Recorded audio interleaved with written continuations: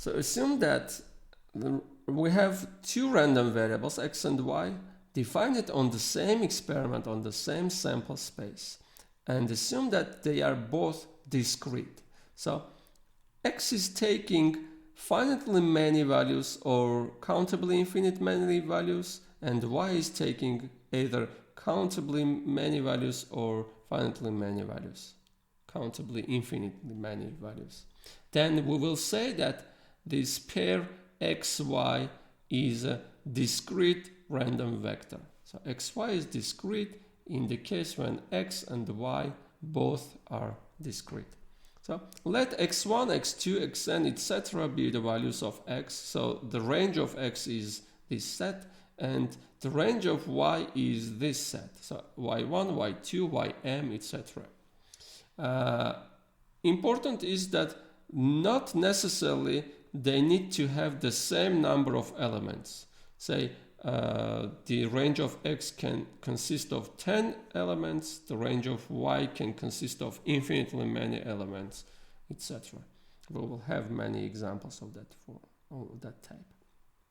Then the vector xy will take only the values, well, because x is taking values xi and y is taking the values yj, then the vector xy will take only values xi, yj. Now, we are introducing the following probabilities. I'm denoting by pij the probability that our random vector xy will take the value xi, yj. Or we are writing in this form the probability that x is taking the value xi and y is taking the value yj. Y is taking the value yj for any ij from their ranges. Okay, and we will call the table of probabilities, probability that x is equal to xi, y is equal to yj, the joint to be the joint Pmf, probability mass function of x and y, or the joint Pmf of a random vector xy. Now, if we will calculate the sum of pij's over all possible I and j's, indices I and j's, this is the same as to write the sum of probabilities that x is equal to xi and y is equal to yj. And this is equal to, because we are considering all possible values of x here and all possible values of y here, this is the same as to write probability that x is arbitrary and y is arbitrary. X is taking any value and y is taking any value. And this is, of course, probability of the whole omega, and this is 1. So the sum of all pij's, that probabilities, will give 1. So for any joint Pmf, we will have the following two conditions. Pij's are non-negative because pij's are probabilities, and the sum of pij's over all indices ij is 1. And usually we are writing our joint Pmf of x and y in this table form. So here I'm writing xy. So these are the values of x. So the values of x can be x1, x2, etc. Here I'm writing the values of y. Y can take the values y1, y2, etc. Now here in the table, I'm filling the probabilities. Here I'm writing the probability that x is taking the value x1 and y is taking the value y1. So x is taking the value x1, y is taking the value y1. This is the probability of that, and we have denoted that by p11. Now here we are writing the probability that x is taking the value x2 and y is taking the value y1. So this is p21. X is x2, y is y1, etc. So we are filling this table. Well, for short, we are writing in this way. We will not write this probability, these expanded forms of these probabilities. So x, y, these are the values of x, these are the values of y, these are the corresponding probabilities. Say this probability is the probability that x is taking value x2 and y is taking the value y2. And of course, so let me just show what is this number showing. So this is the probability that x is taking the value x2 and y is taking the value y2. And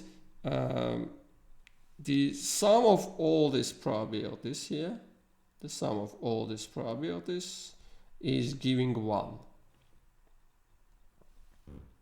They are non-negative and the sum is 1. Okay, we can draw the joint PMF plot in the following way. At every point xi, yj, we can draw a vertical line with height pij. So we will have three-dimensional picture. So at xi, yj, yj, at xi, yj, we are drawing the height, a line with height pij. Well, let me show that maybe. It is better to show.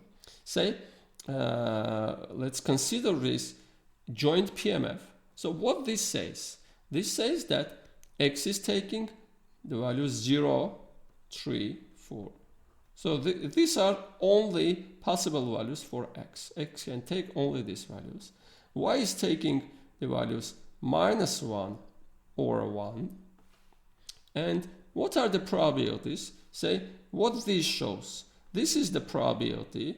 So probability that x is taking 3 and y is taking the value 1. So this probability is 0.2. Well, this is what is giving our joint PMF. Now we want to plot. So the possible values of x are 0, 3, 4, -1, 1, and with these probabilities. So this is the three-dimensional plot of that probabilities. So this is x-axis. So this is x-axis. This is y-axis. So x is taking value 0. Maybe I will choose another color. X is taking that value 0, 3, 4. And y is taking the values, well, this is -1. So y is taking that value -1. And y is taking that value 1 here. So this is the case when x is 0 and y is 1. So, and the height of this is the probability that x is 0 and y is 1. So what is this showing? This is this height, what this height is showing. X is 4, so this is the probability. Height is the probability that x is 4 and x is 4 and y is 1. Well, what this height is showing, this is the probability that x is 4 and y is -1. Y is -1.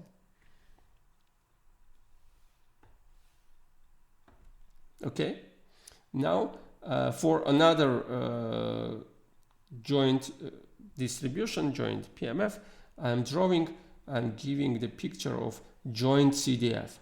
So recall that for one-dimensional case, for discrete random variable, our CDF has the following form. So it is a step function tending to, well, this goes to, well, this is 1 starting from some point on, it will take the value 1. So it is a step function, piecewise constant function. In this case too, the joint CDF for two-dimensional case is a piecewise constant function of two variables. So it will have the following shape, in fact, but please note that there is no gap between these pieces. So how these pieces are obtained from each other, say, let me give two-dimensional version of that. Say this is x, this is y. So we have a plane, we are cutting that plane, say to this, that. And we are taking this, or taking the whole this part, and raising that vertically without moving, just vertically we are raising to some height. Then taking this part and raising that part again. So we will have that this continuity lines are exactly at the values of our random variables. So because we will not use the graphs of joint CDFs, I will not go deep into this. You can just think about this, how to obtain the joint CDF in two-dimensional case. But we are moving forward to calculation of probabilities by using joint PMFs. So having the joint PMF, we are able to calculate all probabilities we want. So if A is a region in R2, then the probability that XY will be in that region A, is calculated by just summing all probabilities Pij corresponding to the points xi, yj in A. Say, if I want to calculate these probabilities, what is the probability that x is between A and B and y is between C and D, including C, D, A, B. So this is the same as to ask what is the probability that the point xy is inside this rectangle AB times CD. X is from A to B, y is from C to D. And this is very easy to calculate. I'm just looking for xi's between A and B, for yj between C and D, and I'm adding all corresponding probabilities Pij. Graphically, we will have this picture. So I have x1, x2, x3, x4. These are my values of random variable x. So x is taking the values x1, x2, x3, x4. Y is taking the values y1, y2, y3. So that means that my point xy, random point xy, can take either this value or that value or that value or etc. So it can take only values from this grid, shown grid. So only these points are the values of xy. Now I can write the probabilities here. Say the probability that my random point xy will take this value will be P11. So the probability that my point xy will take this value will be P12. So x is equal to x1, y is equal to y2, so P12, etc. So I can write all probabilities just right to close to this point, close to each point. But what I want to do, assume we have some subset in R2. Say this is our set A. How to calculate the probability that xy, my random variable xy, will be in this region?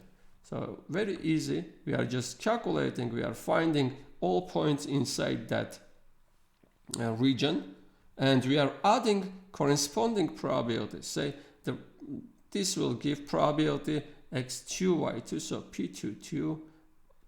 This will give P23, etc. So I will write all probabilities for these 5 points and add that probabilities, and that will give the answer. That will give the probability that our random vector xy is inside that A. This is geometric. In fact, working with joint PMFs is very easy. I will give several examples for you. I will solve some problems for you soon. So the first problem is the following. assume that x and y are discrete random variables with the following joint PMF. So x is taking values -1, 0, 2, y is taking the values 2 or 5, and the probabilities are written here. So one is missing. So fill in the table. So I need to fill in this number. And how can I find that number? Important thing is that the sum of all probabilities in the table, the sum of all these probabilities need to be 1. And this is missing, so I can calculate that from that condition. So the sum will be 0.3, 0.7, 8, 9. So 0.1 is missing here. So the missing probability will be 0.1. Okay, I'm erasing this. So we have 0.1. Yeah. Okay, plot the joint PMF. Well, let me try to plot that joint PMF. So say this is X, this is Y, this is Z, Y, X. X can take the values -1, say this is -1 for X, 0, this is 0, and 2, this is 2. Y can take the values 2, this is 2, 2, sorry, and 5, so 5 here, 5. So the only possible values of pairs X, Y, so I need to draw first in the plane XY, in this plane, all possible values of XY. So it will be a grid, rectangular grid. So -1, 2, -1, 2, and -1, 5. The other one is 0, 2, 0, 5. X is 0, Y is 2, X is 0, Y is 5. So X is 0 to this point, 0, 5, that point. And the other one is 2, 2, and 2, 5. X is 2, Y is 2, X is 2, Y is 5. So I will have this kind of shape. These are the possible values of X, Y. How to draw the joint PMF? At each point, I need to put a line segment vertical to X or Y to this plane, and with height corresponding to the probability. So let me take another color pencil. So when X is -1, Y is 2, so at this point I need to have 0.3 height. So something like this. If X is -1, Y is 5, 0. So here I have 0. X is 0, Y is 2, 0.1. So 0.1 height. 0.4 at this point, so something like this. Okay, 0.1, 0.1, so something like this and this. Sorry. We need to have a vertical line here. Okay, this is the joint PMF graph. Next is the following. Calculate, well, let me fill that again. Calculate this probability. So I have two ways to do that. First is geometrical. Well, let me try to do that geometrically and non-geometrically both. First, I'm drawing the support of this PMF. So all possible values of X, Y, that random vector X, Y. So -1, 0, 2, -1, 0, 2, and 2, 5, 2, say 5. The points are the following. So the point will be this point, that point, this point, that point, and that point, that point.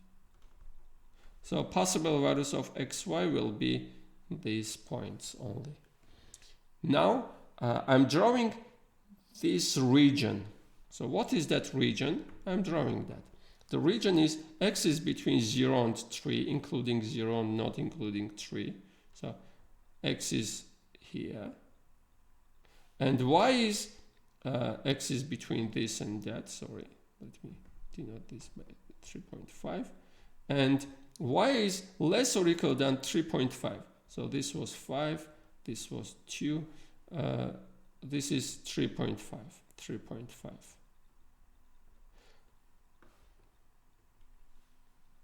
Well, let me make it smaller.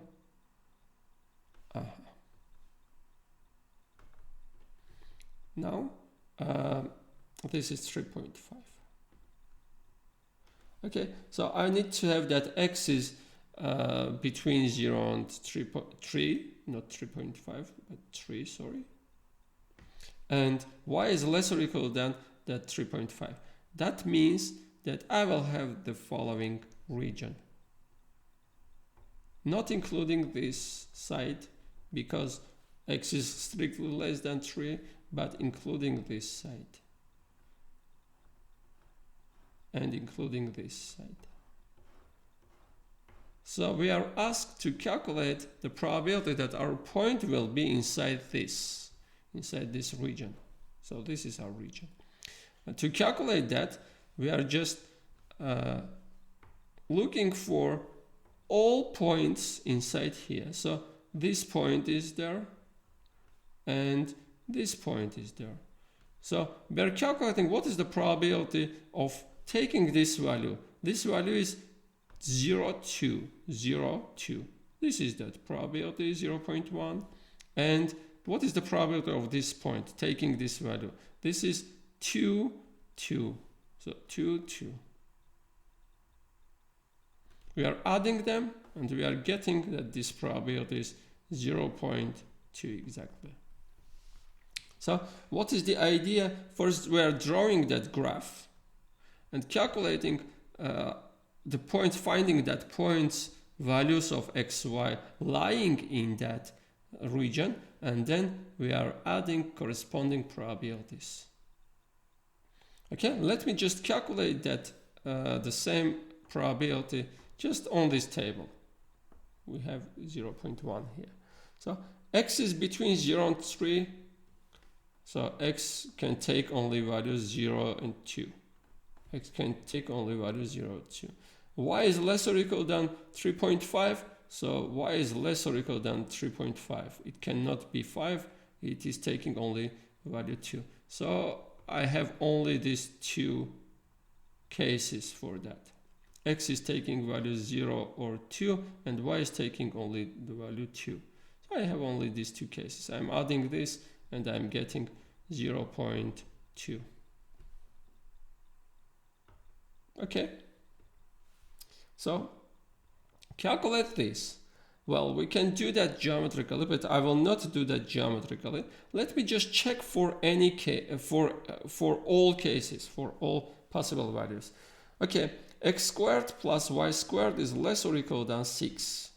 So say if x is minus 1, y is 2. Is this satisfied or not? If it is satisfied, I will add this probability. If x is minus 1, this will be 1.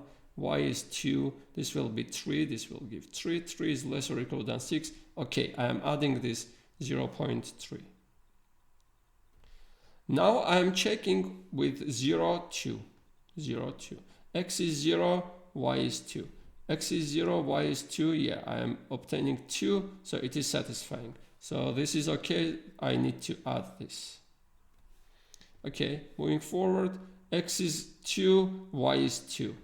So 4, 2, 6. 6 is less or equal than 6 is equal to 6. So I need to add this again. Next is this one. So x is minus 1, y is 5. So if x is minus 1, this will give 1. This is 5. This will give 6. This is okay. So I'm adding this. Well, this was 0. I could skip that. Well, x is 0. Y is 5. X is 0, 0 plus 5 is less or equal than 6. So I will add this. And finally, let's see if this is satisfying. I need to add this. if this point is satisfying. X is 2, so 4 here plus 5 here. So this is not satisfying. So I will not add that. So finally, this will be the sum of all these numbers. But this is 1 minus 0.1. 1 minus this, because the sum of all these elements is giving 1. Okay. The next problem is the following. Assume we are rolling a fair die. Let x be minus square root of 2 if the number shown is even. X is 0 if 1 appears. And x is 4 otherwise. And let y be 0 if 2 or 5 appears. And y is 1 otherwise. So we are asked first to construct the joint PMF of x and y. So let me construct joint PMF here. So what I'm writing, what I'm doing, I'm first making a table. This part is for x, this part is for y. So possible values of x. X can take the following values: minus 2, 0, or 4. So minus square root of 2, 0, 0, and 4. Okay, y can take the value 0 or 1. So 0 or 1. So only these values.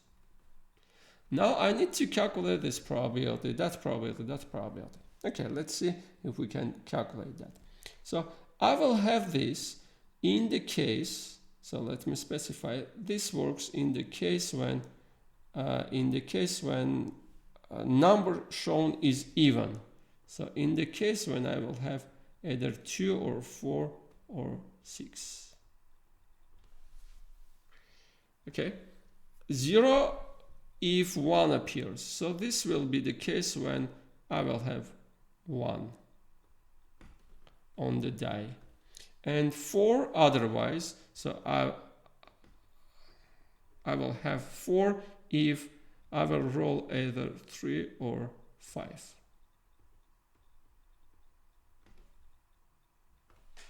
Okay, and what will, in which case I will have y is 0? If 2 or 5 appears. So 2 or 5. This is the case when 2 or 5 appears. 5.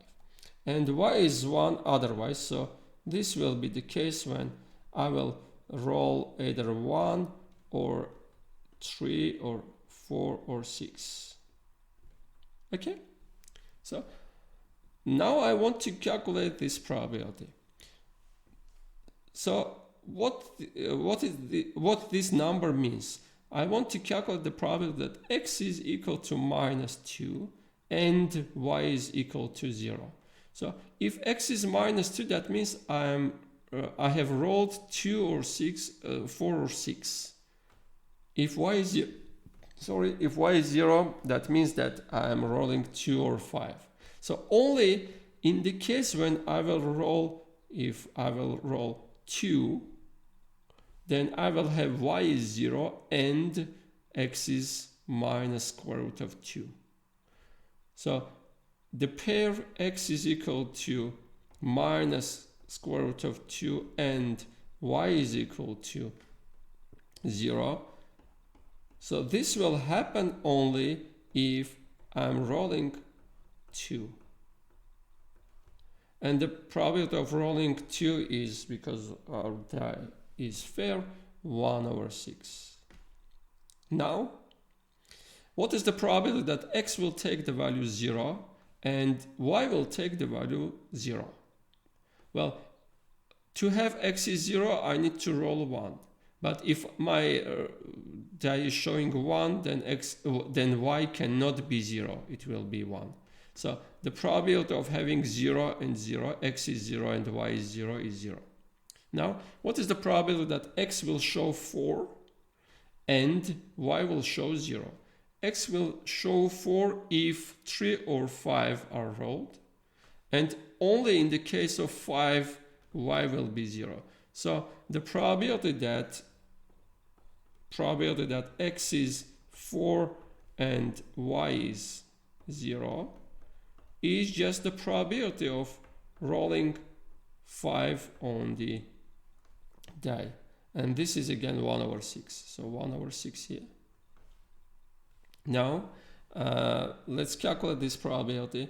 This is the probability that X is equal to -2 and Y is equal to 1. So X is equal to -2 means I am rolling 2 or 4 or 6. And Y is equal to 1 only in the case when I'm rolling 1, 3, 4, 6. So I will have X is equal to -2 and Y is equal to 1 in the case when I'm rolling 4 or 6. So I have common that 4 or 6. And the probability of rolling 4 or 6 is 2 over 6, 1 over 3. Okay. Now, let's calculate the probability that X is 0 and Y is 1. So this probability. X is 0 if 1 is rolled. If 1 is rolled, yeah, I will have Y is 1. So I will have 1 over 6. So this can happen only if I am rolling 1. And the probability of rolling 1 is 1 over 6. And finally, well, I can calculate this by subtracting this sum from 1, or let me think like the previous ones. Say X is 4 and Y is 1. X is 4 means I am rolling either 3 or 5. Y is 1, I am rolling one of these numbers. And only 3 is common here and here. So I will have this case if 3 is rolled, and the probability of that is 1 over 6. So let me check that the sum of these elements is giving 1. 1, 2, 3, 4, 4 times 1 over 6 plus 2 times 2 over 6. Yeah, this will give 1, 6 over 6. Okay. Now, the first part is done. So we have constructed that joint PMF. Now let me calculate the probability that X is between 0 and 4.5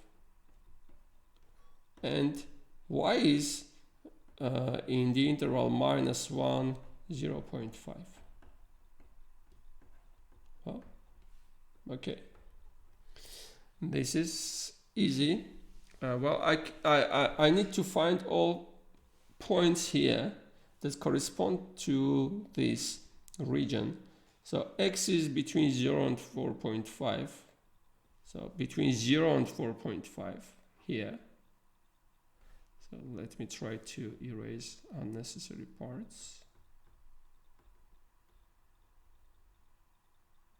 Something like this. And here I can erase this and that. Okay. Now, X needs to be larger or equal than 0 and less or equal than 4.5. So only the values 0 and 4 for X are working. And Y is from -1 to 0.5. From -1 to 0.5, 0.5 here. So only the value 0 is working. So only X is 0 and Y is 0. So X is 0, Y is 0, satisfying this. X is 4, Y is 0 is satisfying that. X is 0, yeah. Y is, well, sorry, X is not 0. X is 0, Y is 0 is satisfying, and X is 4, Y is 0. This corresponds to X is 4 and Y is 0. X is 4 is inside this interval, Y is 0 inside this interval. So I need to add only these two probabilities. So I will have 1 over 6 in this case. Okay, so the next is calculate this probability Well, I can solve that geometrically. Let me do this geometrically in this case. So this is x, this is y. So I'm plotting this, plotting the points xy, possible points xy in this plane. So possible values of x are minus square root of 2, 0, and 4, somewhere here. And for y, the values are 0 and 1. So I will have the following points. I'm marking all possible points. Say minus square root of 2 and 0. Minus square root of 2 and 0 is this point. 0, 0 is this point. 4, 0 is this point. X is 4, y is 0. And I will have the same points here. So these red points are all possible values of this random vector xy.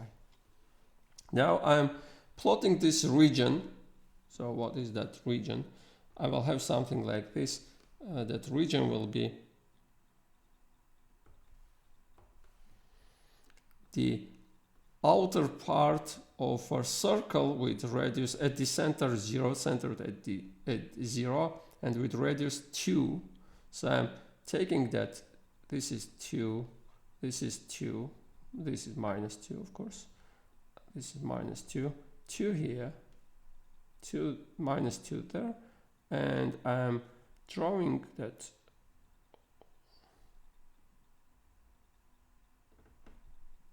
okay, something like this.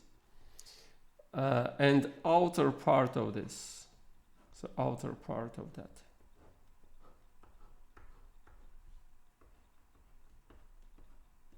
Okay, well, I need to check if this point is inside that circle. Let me check. The coordinates of this point are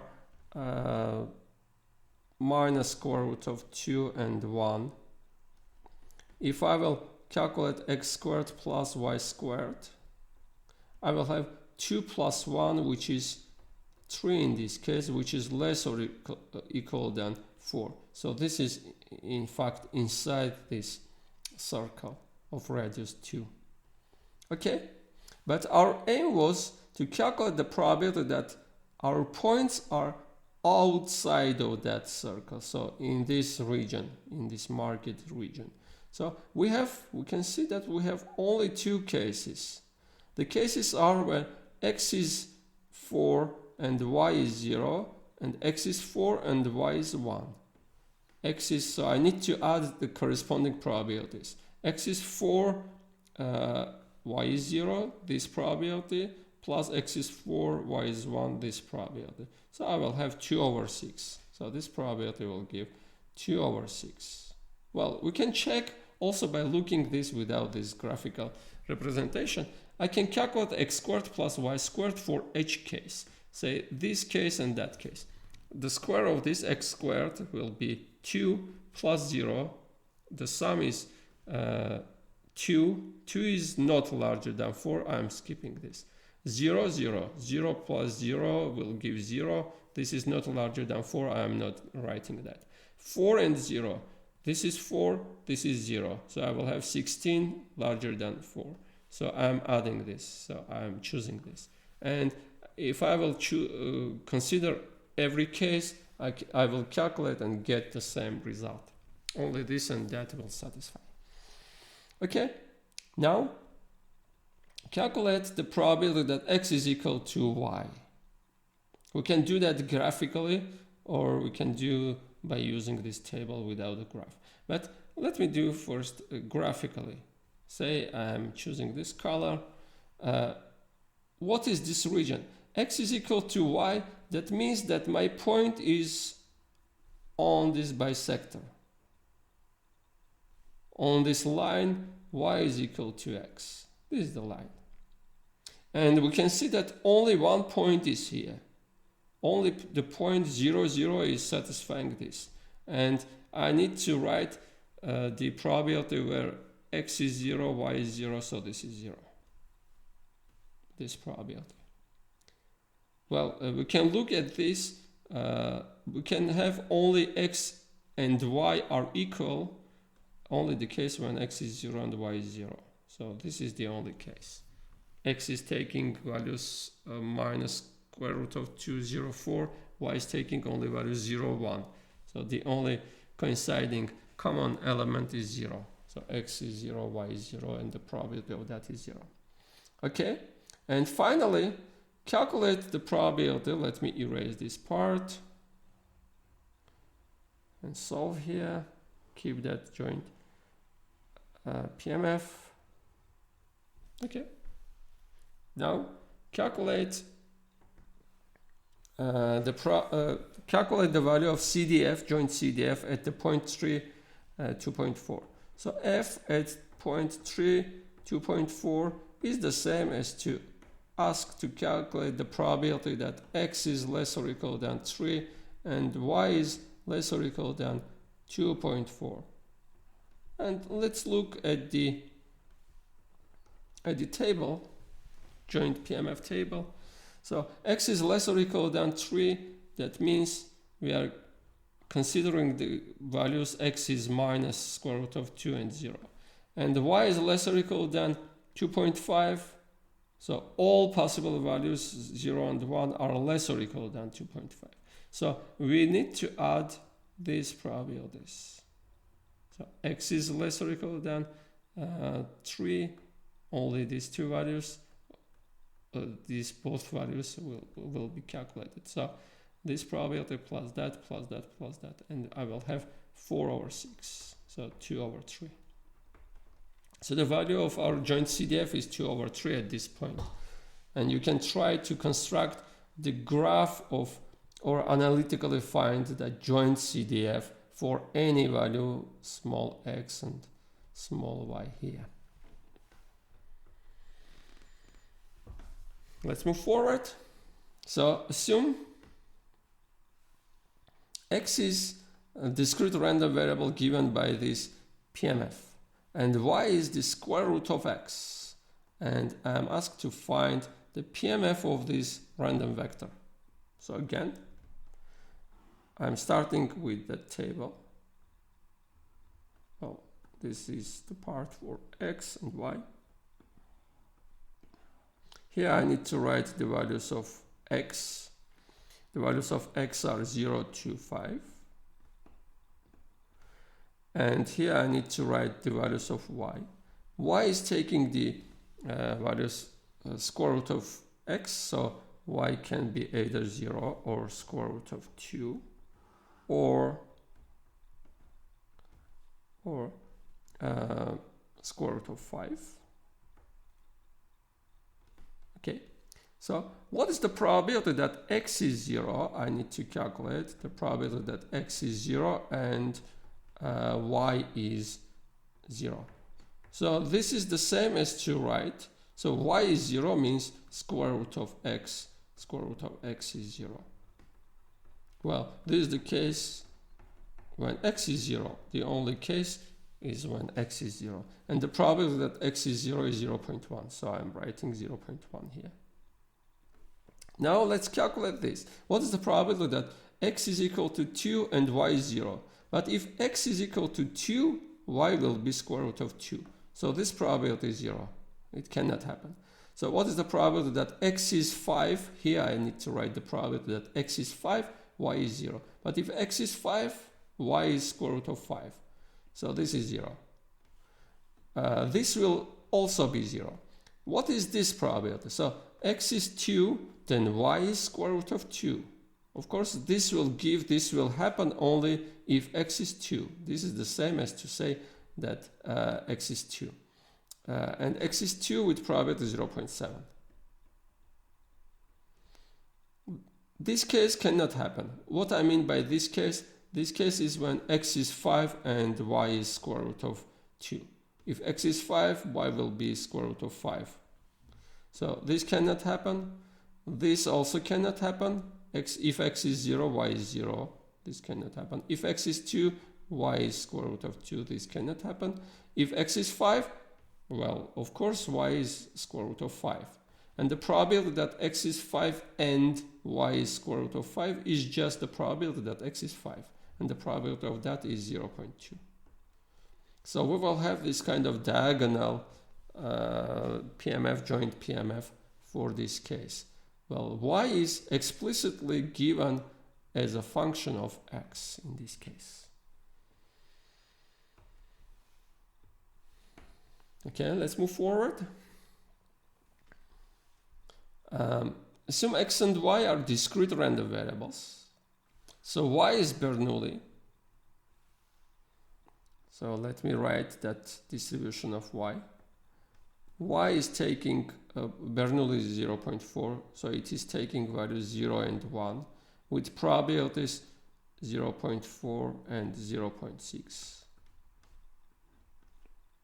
And we know the following. If y is 0, then x is geometric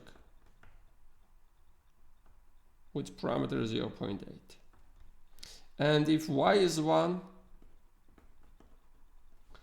then x is Poisson with parameter 2. And we are asked to construct the joint PMF of x and y and find the distribution of x minus y. Okay, first let's construct the joint PMF of x and y. So first I am making that table. I will fill this table. So x, values of x, values of y. Values of y are all only 0 and 1. Y is taking only two values, 0, 1, 0, 1. Now the values of x. Well, x is either geometric or Poisson. This Poisson random variable can take values 0, 1, 2, 3, etc. So all non-negative integer values. And if x is geometric, it will take values 1, 2, 3, all natural numbers or positive integer values. So overall, x can take the values 0, 1, 2, etc. So x can take infinitely many values. Okay. Now let me calculate this probability. So what is that probability? I am calculating the probability that x is 0 and y is 0. So because straightforwardly I cannot calculate this probability, I'm recalling that chain rule. So chain rule was saying calculate this x is 0 given that y is 0 and multiply that by probability that y is 0. Now I have everything to calculate. So what is the probability that y is 0? The probability that y is 0 is 0.6. So this is 0.6. What is the probability that x is 0 given that y is 0? If I know that y is 0, here it is written, if y is 0, then x is geometric. So if x is geometric, it cannot take the value 0. So the probability that x will be 0 given that it is geometric, y is 0, is 0. So this is 0. Sorry, this is 0. Okay, so let me fill this value. So this is x is 0 given that y is 1. So let me erase this part and write that. Okay, y is 1. So I'm writing this in the form of that chain rule by using that chain rule.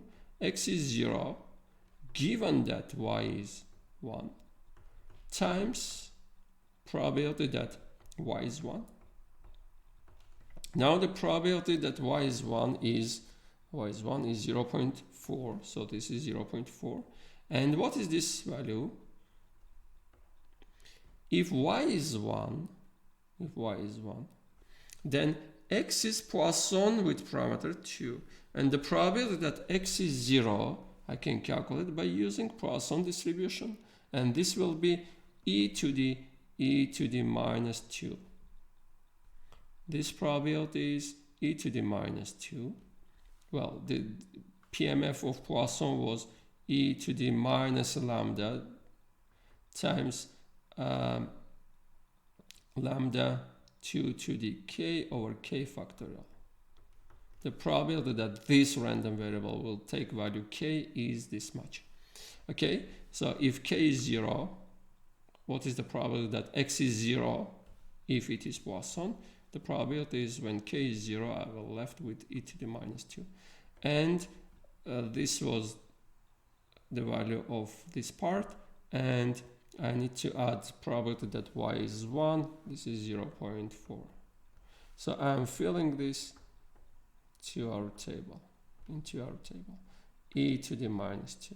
Okay, what is the probability that x is 1 and y is 0? So let me erase this part.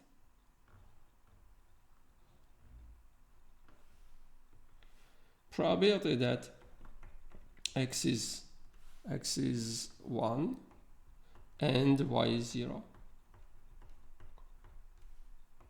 So I can write that again by using the chain rule. X is 1 given y is 0 and times probability that y is 0.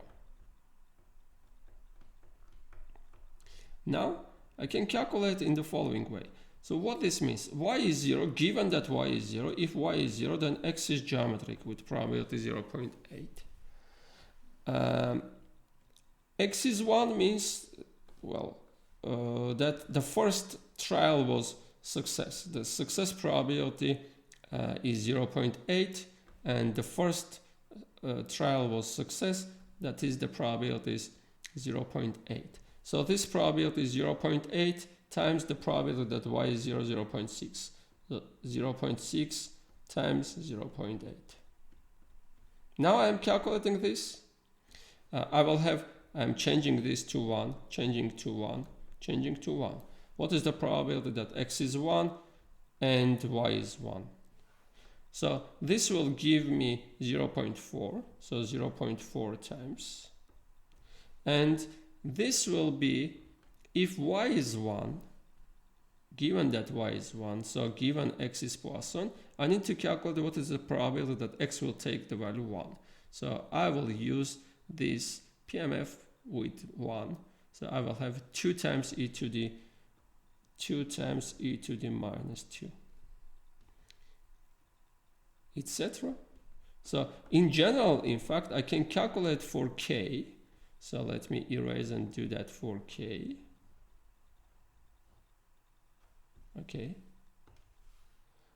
So we'll have something like this, etc., etc. So here k,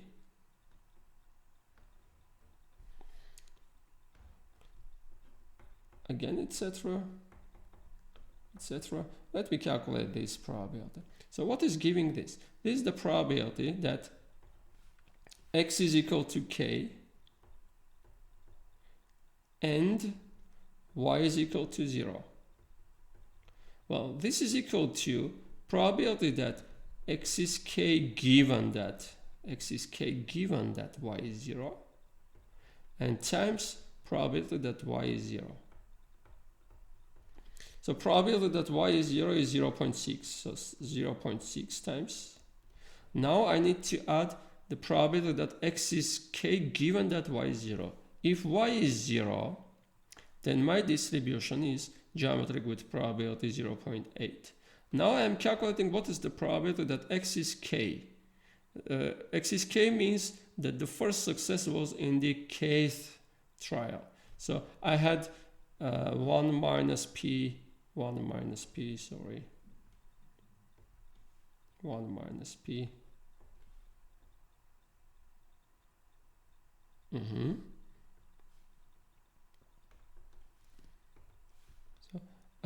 The first trial was at the step k, that means first k minus 1 trials were failures, so 1 minus p to the k minus 1. And the last one was success. So P is 0.8 here. And here I need to write the probability that X is K and Y is 1. So again, I'm using that change rule, changing everywhere 0 to 1. Now the probability that Y is 1 is 0.4, so 0.4 times. And now X is equal to K given that Y is 1. If Y is 1, X is Poisson, and the probability that X is taking the value K is this much. So I'm copying that times 2 to the K over K factorial. Now I have the complete joint PMF. So infinite table of this form. Okay, so let's clear this part, unnecessary part.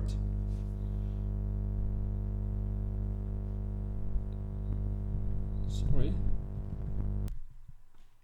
Yeah. And this part. Okay. And the other part of this problem was to find the distribution of X minus 1. So let me find the distribution here. So X minus 1. This is one-dimensional, one random vector, random variable, sorry. The values of X minus Y are just real numbers. This is not two-dimensional. This is giving just a number. Say if X is 0, Y is 0, this value will be 0. This is real number. If X is 1, Y is 0, the value will be 1. This is a real number. So this is one-dimensional random variable. And here I need to write, so I'm constructing the PMF because this will take, of course, countably many values. So this is discrete. So I need to write all possible values here. So X can take any values from 0, 1, 2, etc. And Y can be either 0 or 1. So the possible values will be starting from minus 1. So minus 1 will happen if X is 0 and Y is 1.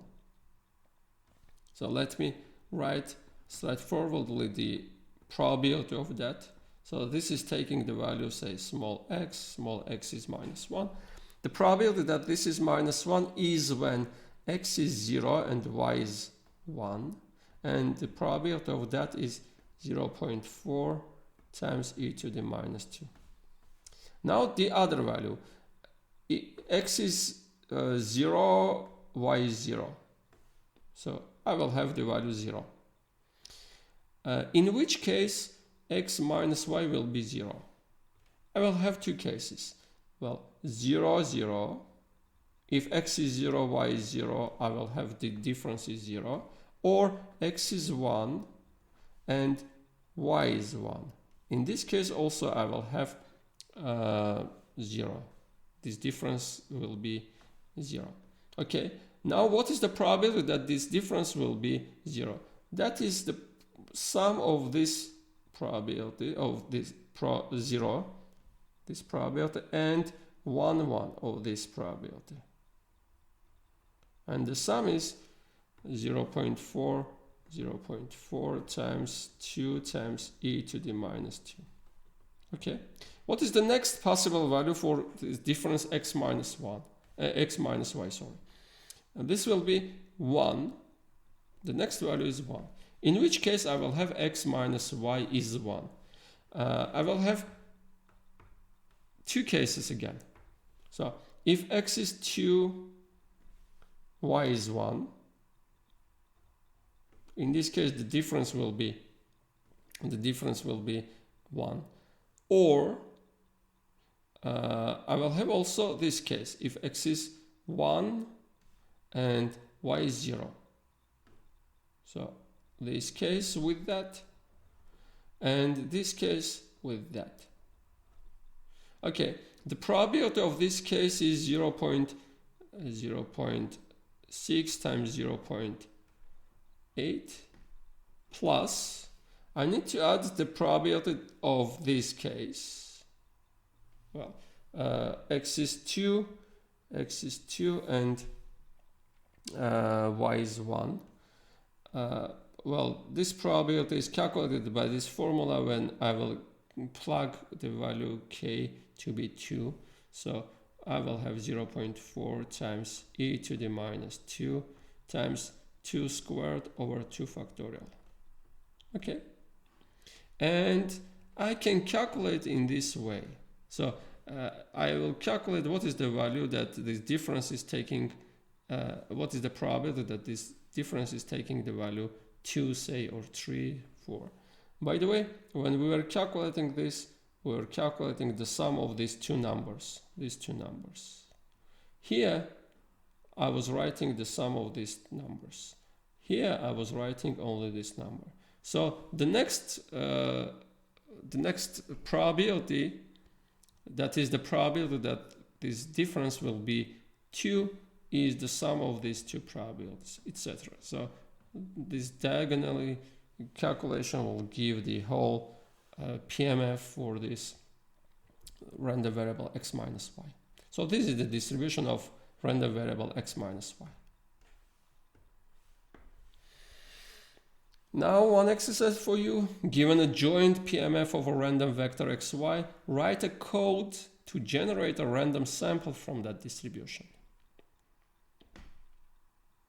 And if you'll have that, please send it to me. Okay. So assume that the joint PMF of our discrete random vector xy is given by this table. So this is the joint PMF for our random variables xy. Now we want to construct the individual PMFs of x and y. So we want to find the distribution of x and the distribution of y. This method is called, the process is called marginalization. Now, what it means to find the distribution of x? Well, in fact, we know the values of x. X can take the values x1, x2, etc. It remains to calculate the probabilities of corresponding values. So we want to be able to calculate these probabilities. We need to use this table, that is, we need to use this probabilities of this type. Now we are writing the following. The probability that x is taking the value xi is the probability that x is xi and y is arbitrary, any y. So this is the same as that. And y is arbitrary means we can consider all possible cases. So y is equal to yj and sum over all possible values of yj. So in this case, we will have the probability that x is equal to xi is the sum of pij over j for fixed I. So I is fixed. I am summing over j. And this is exactly the sum of the column under xi. So if I want to calculate the probability that x is taking the value x1, so I'm calculating the sum of all probabilities under x1. So I'm calculating all these column probabilities. If I want to calculate what is the probability that x is taking the value x2, I'm calculating the sum of all these probabilities, etc. And similarly, if this is the joint PMF, and I want to calculate the distribution of y. So y is taking the values y1, y2, etc. And the probability that y is taking the value yj is the sum of the row right to yj. So we are adding pij, but now over all possible values of I, fixed j. J is fixed. So if I want to calculate the probability that y is equal to, say, y2 here, so y2 is here, so I am adding all these row probabilities, the corresponding row probabilities. The sum of these probabilities will give the probability that y is equal to y2. So again, if this is our joint PMF, then the probability that x is equal to xi is the sum of probabilities under that xi, and the probability that y is equal to yj is the sum of probabilities right to that number yj. And the description is, the interpretation of this is when we are summing over all possible yj's, we are summing out that y. So we are getting y is arbitrary because we are taking all possible values yj. So y is arbitrary and that is disappearing, and we are living with this one-dimensional PMF. And if we are summing out x, that is, we are considering all possible cases and we are summing them, then we are getting the distribution of y, this probability.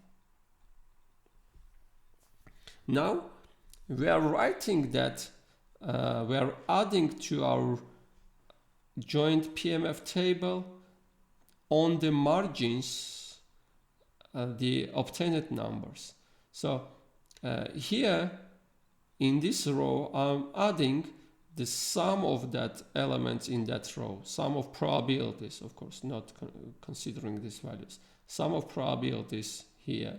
The sum of these probabilities I'm adding here. So P11 plus P21 plus etc. P31 etc. I'm writing in the first row. P12, P22 plus etc. I'm writing in the second row. And this is giving the PMF for y. So these are the values of y. These are the probabilities for y. Now here under the last row, after the last row, in the margin again, we are writing the corresponding column sums. So P11 plus P12, etc. P21 plus P22, etc. here. And this is giving exactly the PMF of x. So I'm reading that PMF of x like this. X is taking the values x1, x2, etc. with this probability, that probability, etc. Red colored parts are the PMFs of x and y respectively.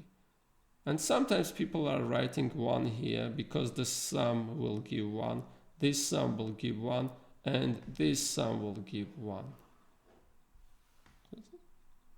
Okay, so here again we have, well, let me just maybe show, sometimes people are writing 1 because this sum is giving 1, and this sum is giving 1, and this sum is giving 1.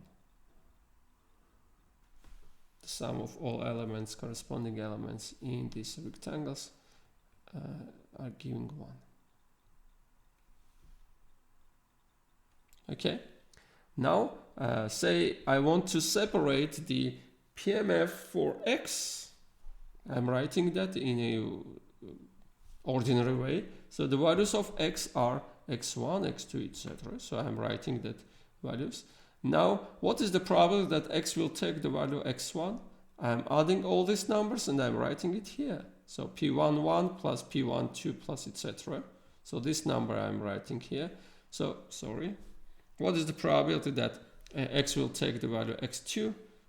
This sum, I'm writing that sum, P21, P22, etc. So this is the individual, well, marginal PMF, for x. And I can write in the same way the marginal PMF for y. Why marginal? Because we are writing on the margins of this table. This is where these names are coming from. Now, one example. So, assume that the joint PMF of x and y is given by this table, by this joint PMF. Check that this is a legitimate or valid joint PMF.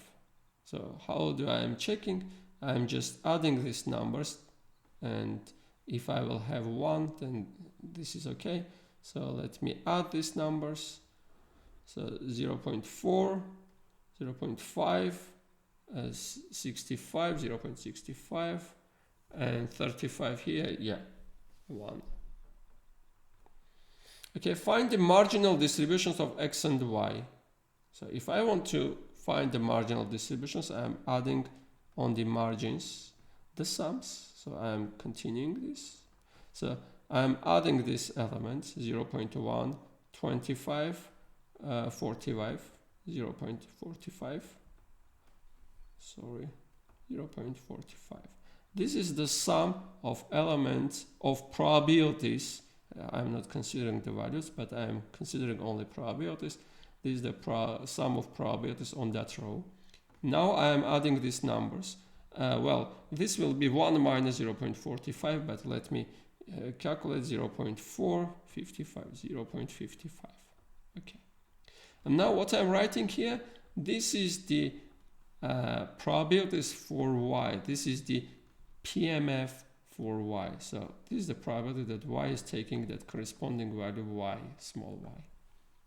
Say the probability that Y will be 1 over 3 is 0.45. And the probability that Y will be square root of 3 is 0.55. Okay, now adding here on the next margin the column sums. So I'm adding here 0, 1 plus 0, 3, 0.4, 0.15, 0.1, 0.25, and 0.35 here. And this is giving 35. This is giving the probability that X is equal to corresponding value X. Now I can write separately if I want, I can write the distribution of Y and X. The distribution of Y is the following. Y is taking these values, 1 over 3 and square root of 3. And the probabilities are for 1 over 3, 0.45, 0.55. This is the distribution of Y.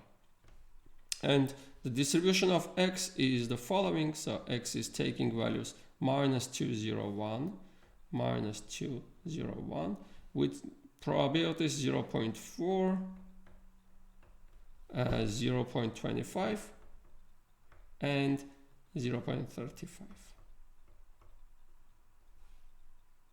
Okay, so we have calculated the marginal distributions of X and Y.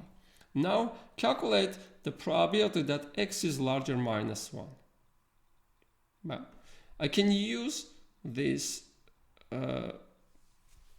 PMF for X, well, marginal PMF for X. So what is the probability that X is larger than minus 1? X is larger than minus 1 means that X is either 0 or 1. So I'm adding these two numbers and I'm getting 0.6. So this probability is 0.6. Okay, but I could calculate this. I can calculate without having these marginal PMFs. Let me show how to calculate. Well, I'm erasing this part.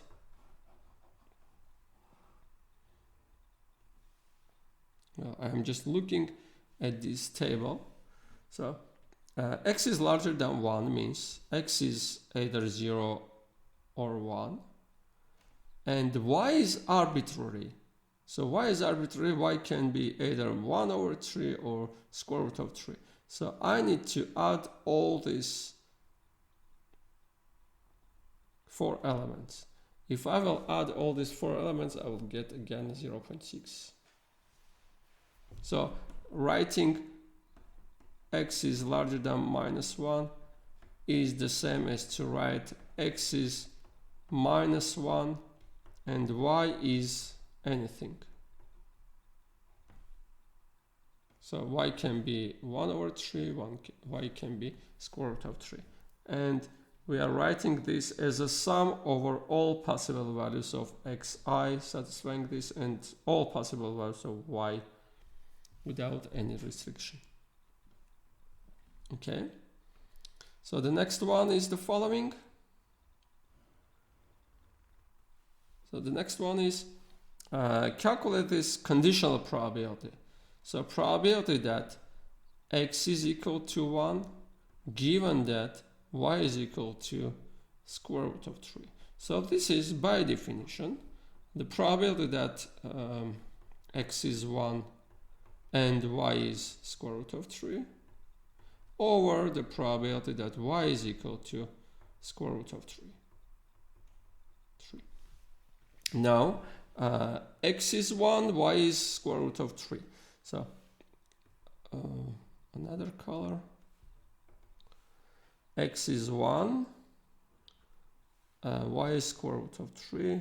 So I will take this. This is the probability. So this is 0.15.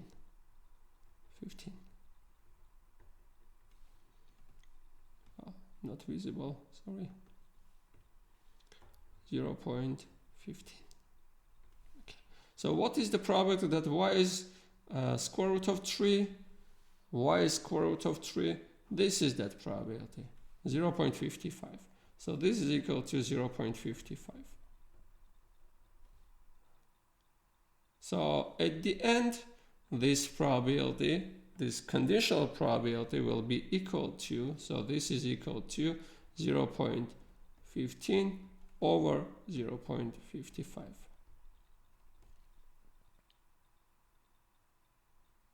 Okay. Another method to calculate that is the following. So let me erase this. Another method to calculate this probability is the following. So if we know this is given, so if we know that y happened, so this happened, so our restricted sample space will be this. So x can take the values -2, 0, 1 with not these probabilities, but we need to normalize them in our new sample space. So what that means to normalize them? That means that we need to divide all these elements by their sum. So what I'm doing now, knowing that y is equal to square root of 3, I can write the value of x can be -2, 0, 1. But with probabilities, so the probability of having -2 is not 0.3 anymore because I know condition. I know some condition. I know something about y. So now I'm writing 0.3 over the sum of all these elements. And the sum of all these elements is giving 0.55. Now, x is 0 with probability 0.1 over the sum of all these elements. And the probability that x will be 1 is 0.15 over the sum of all that probabilities, 0.55. And we have obtained this by that calculation, by the definition. So now for the last part, find the conditional distribution of x given y. What this means. So we will talk about that conditional distribution, but now I want to say how to calculate that. So to calculate that, we are considering all possible values for y.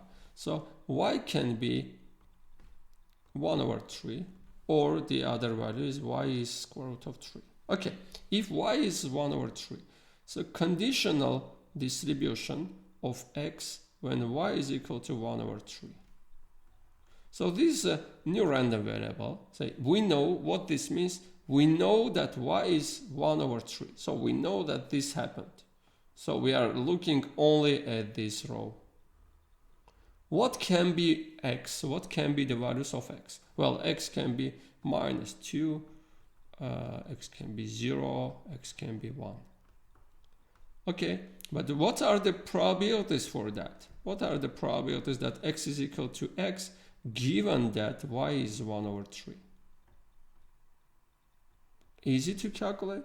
So what is the probability that x is taking minus 2 if y is 1 over 3? This is this probability over the probability, over the probability that y is equal to 1 over 3. That means the probability that x is minus 2 and y is 1 over 3 over the sum of all these probabilities. So I'm writing 0.1 over the sum, and the sum is 0.45. So 0.15 over 0.45 and 0.2 over 0.45. If I will add these three elements, I will get 1. So this is a probability mass function. This is a legitimate PMF. Okay, this was for the case when y is equal to 1 over 3. We need to consider also the case when y is square root of 3. And we have considered, in fact, that, or we wrote that, when y is square root of 3, x can take values minus 2, 0, 1, with probabilities 0.3. Well, this was not correct, sorry.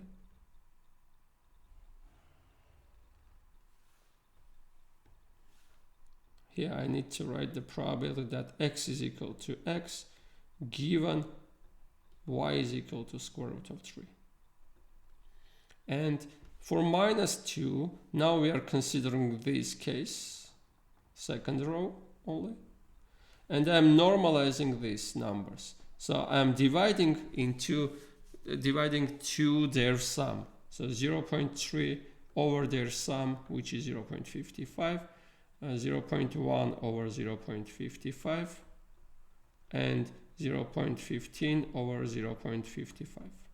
So conditional distribution, of x given y is this consists of these two PMFs.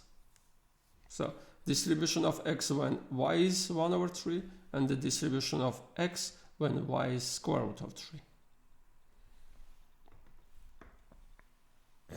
Now, assume x and y are jointly discrete random variables and A is some set in R. Say I want to calculate this probability. I have joint distribution, but only for x. I want to calculate this probability. We can do this in two ways. Say first calculate the marginal PMF of x, individual PMF of x, and then we will reduce to one-dimensional case. We have solved this kind of problems. So in that case, we will have the following. Probability that x is in A is the sum of all probabilities. X is equal to xi, where xi is in this set A. This is the sum of pi when xi is in A. But this consists of two steps. First, we need to calculate the marginal PMF of x, then calculate this probability. Or do not do two steps. Skip that one of the steps. So probability that x is in A is the same as probability that x is in A and y is arbitrary, any y. So this is to write the probability that x is equal to xi, where xi is in A. So xi, the values of x need to be in A. And y is equal to yj, and yj is arbitrary, any yj. So the sum of pij, xi is in A and any yj. Example. So assume that the joint PMF of x and y is given by this. In this case, y is taking infinitely many values and x is taking only two values, minus 1 and 2. So this is that joint PMF. You can check that the sum of all these elements is giving 1. So this is a nice, valid joint PMF. So the problem is asking to calculate the probability that y is between 2 and 4, including 2 and not including 4. So this is the same as to write y is taking values 2 or 3, because y can be either 1 or 2 or 3 or 4 or 5, etc. So only y is equal to 2 or y is equal to 3 are working well for this, and x is arbitrary. So I'm choosing only these values of y are working, and all possible values of x are working. So I need to add these 4 elements to obtain this probability. So this is equal to this sum.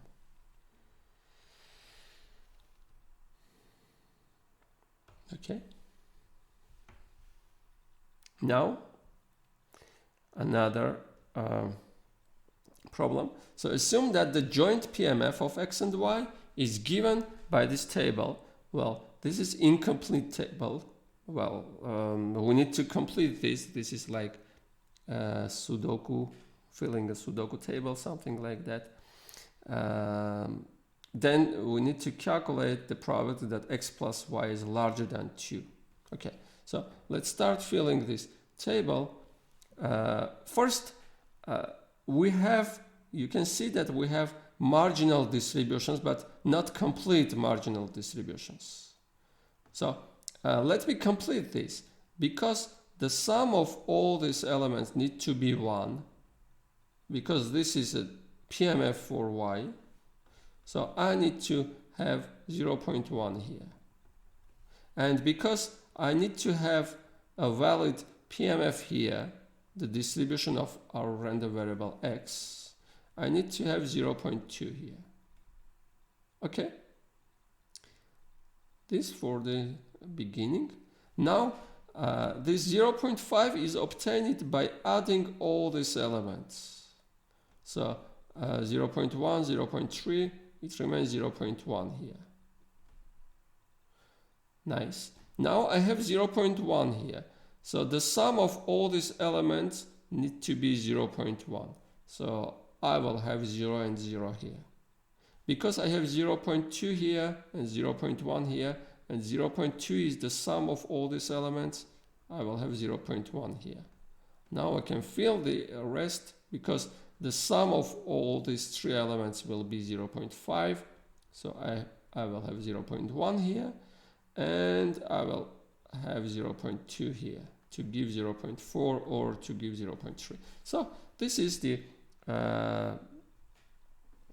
complete joint PMF, reconstructed joint PMF for our random variables x and y. Now I need to calculate the probability that x plus y is larger than 2. Let me check, let me draw all possible probabilities corresponding to this inequality. So x is 0, y is minus 1. This is not satisfied. X is 0, y minus 1 is not larger than 2. So this is not, I will not add this. 2 minus 1, this is not working. 4 minus 1, this is working. So I need to add this. So I'm marking that. Okay, 0, 0, this is not working, so I will not add. 2, 0, 2, 0 is not satisfying this. And 4, 0 is satisfying. So I will take this. Okay, 0, 1 is not working. 2, 1 is working. So I will add this. And 4, 1, 5 here. 5 is larger than 2, so I will add this. So I will have the sum of all these elements, and this is 0.2.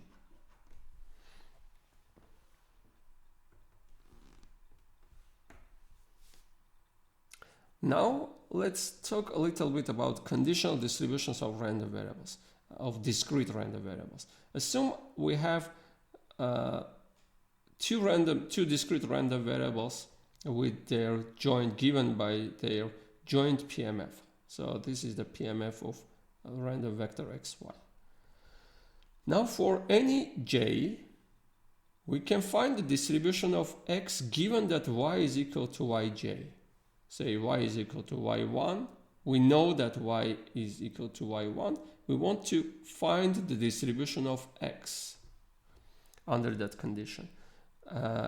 So we want to find the distribution of x given that y is equal to yj. So the probability that x is equal to xi given that y is equal to yj, by definition, this is the probability that x is xi and y is yj over the probability that y is yj. And this probability is just pij, is the element on that place, pij, of this matrix or table, and over the probability that y is equal to yj, I need to write here the sum of corresponding elements on the row number j. So this is the sum of all probabilities on the row number j.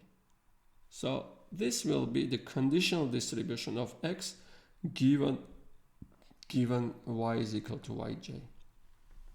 The idea is the following. We have talked about that during the solution of the previous example. So say we know that y is equal to y2. So this red line is actual for us. Because y is already y2, we know that. And we want to find the distribution of x. So x can take values x1, x2, x3. But what are the probabilities of x taking x1, x2, x3? So what are we doing? Red row is our new reduced sample space. So we are normalizing that probabilities in that row.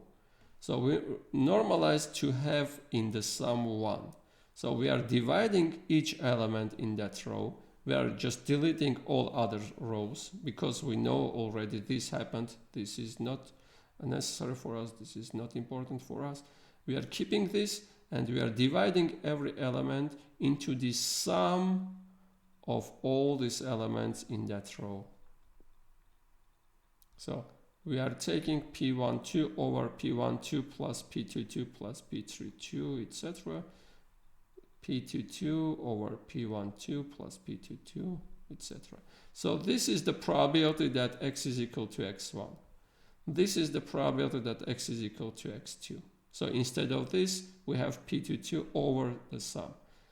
The probability that x is taking the value x3 is now P32 over the sum of all these elements.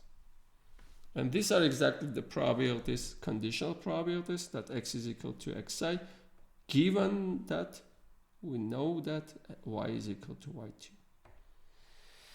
Okay?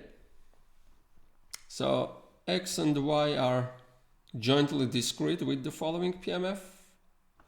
Find the conditional distribution of x given y. So I am considering two cases. We have solved this kind of problem. So y can be either 4. In this case, I will have the following table. So x given y is 4. X can take the values minus 10, 0, 7. And here I need to write the probabilities that x is equal to small x. X is taking the value minus 10 or 0 or 7, given that y is 4. Now I'm looking to if y is 4, I'm interested only in this part. So 0.4 over the sum of all these elements, so 0.5, 0, 0.1 over 0.5.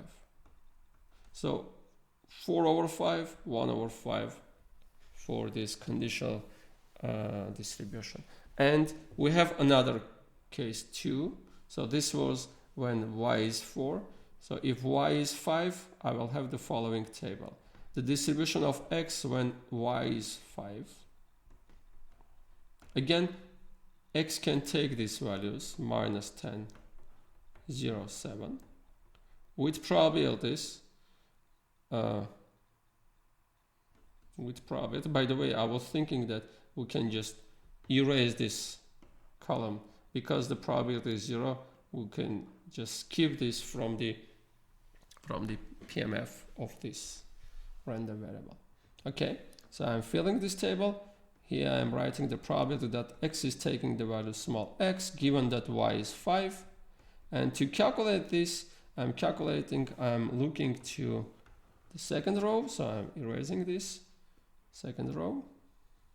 I'm normalizing these numbers, so dividing by their sum, 0.1 over the sum is 0.5, 0.1 over 0.5, and 0.3 over 0.5. So this is the conditional distribution of x given the values of y, in the case when y is 4 and in the case when y is 5. Okay, so we have solved this first part, and now let's find the conditional distribution of y given that x is 7. So y can take only two values, 4 or 5. So I'm writing 4 or 5. And here the probability that y is taking that value small y when x is 7. 4, 5, x is 7. If x is 7, then I'm considering this column now. So this is fixed. X is 7, I know this value already happened. So I'm normalizing this. So 0.1 over the sum, 0.4, and 0.3 over 0.4. And the sum of these elements is 1. So this is a legitimate PMF. PMF of this random variable, conditional random variable. Okay, so, and the last part, find the conditional distribution of y. Conditional distribution of y given that x is 0.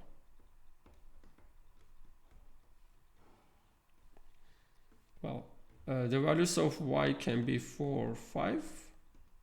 And the probability that y is taking that value y given x is 0 will be the following. So we know that x is 0, so I'm separating this column and normalizing. So 0 over 0.1 and 0.1 over 0.1. Well, this will give 0 and this will give 1. Well, in fact, no need for this calculation in this case. Why I am giving this example? Because if we know that x is 0, then we know that only this can happen. Because either the probability of having 4 is 0 in this case, and probability of having 5 is non-zero. That means that this cannot happen if x is 0, and this only can happen, and the probability of this needs to be 1. So with 1 probability we will have 5 if I know the value of x. So knowing the value of x, we can say something about y. So if I know that x is 0, I know for sure that y will be 5 in this case. Okay.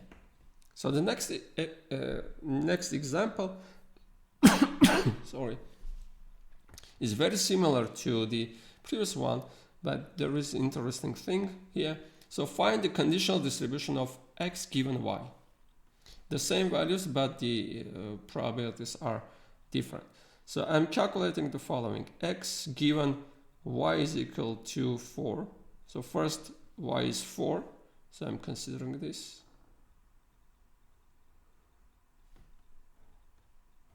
I will write p just here. Minus 10, 0, 7.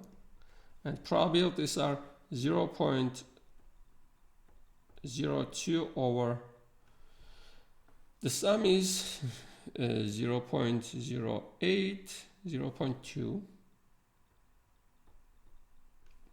So 0.07 over 0.2 and 0.12 over 0.2. Now I want to calculate these ratios. 0.02 over 0.2 will give 0.1. So I'm erasing this and writing 0.1 here. Yeah, 0.1. Here, 0.06 over 0.2, this will give 0.3. Sorry, 0.3 here.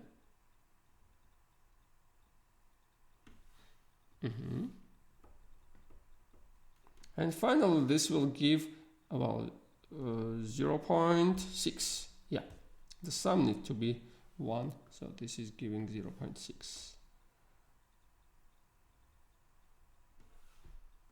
0.6. Okay.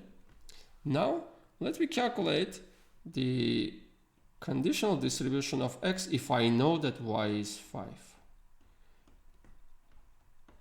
So this is probability that x is taking that value if y is 5, and the values are minus 10, 0, 7 again. And for the probabilities, I need to consider already, I will consider the second row. So second row is this one.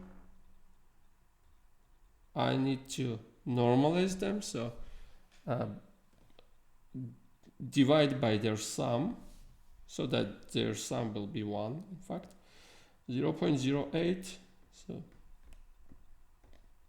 over, what is the sum? 32.08. So this will give 0.1, in fact. So let me just write 0.1 here. So 0.1. Now for 0.24 over the sum was 0.8. The sum of all these three elements is 0.8. 0.24 over 0.8, that will give 0.3. And 0.48 over 0.8, that will give 0.6. So this is my conditional distribution of x when y is equal to 5. So if you will look at these two tables, you will see that they are the same, in fact. The only difference is the value of y. So what this means? This means that knowing the value of y is not giving any information about the distribution of x. So in this case, our random variables x and y are called independent. So later we will consider that independence, this is very important notion for us. So, but the idea of this example was that, so the second part is explain, interpret this result. So knowing the value is not giving anything new. So if I will know that y is 4 or y is 5, that will not change anything. That will not give anything new when calculating these probabilities. So x and y are independent in this case. Now, the next problem is the following. So y is distributed like this. So it is taking the values 1.5 or 5 with probability 0.3, 0.7.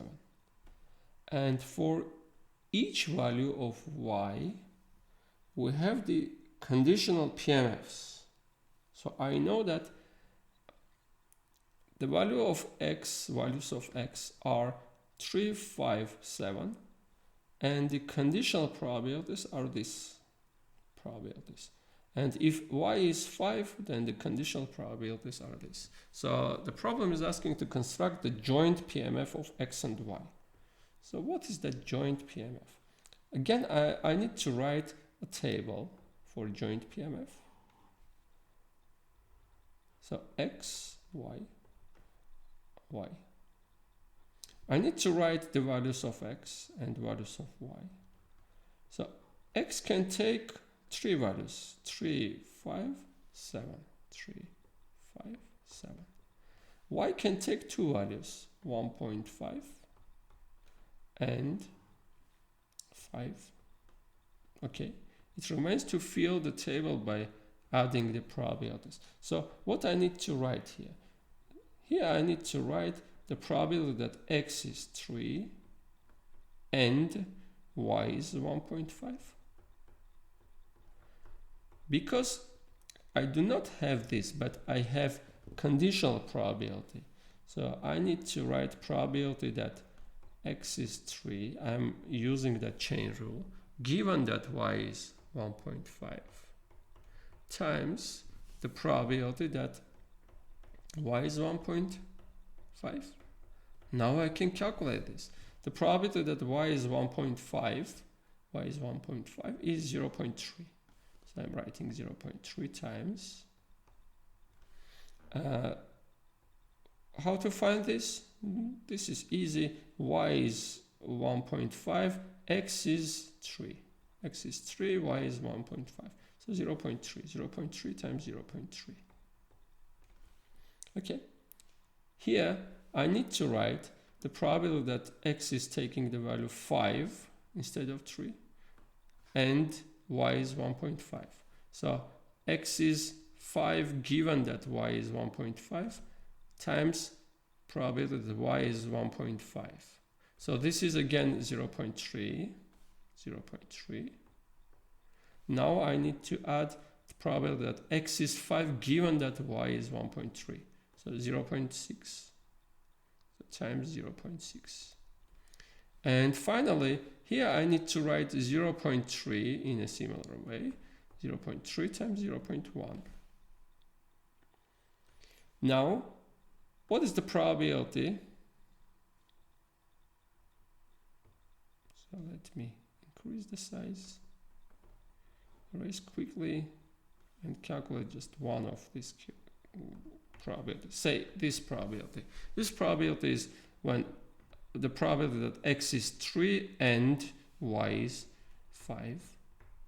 So this is equal to probability that x is 3 given that y is 5 times probability that y is 5. And this probability that y is 5 is 0.7. So 0.7 times, now I need to write this conditional probability that x is 3 given that y is 5. So 0.4.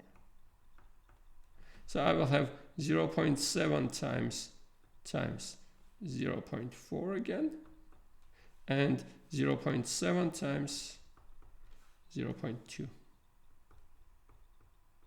Now I have the joint Pmf of x and y, constructed by the distribution of y and conditional distributions of x for each case of y.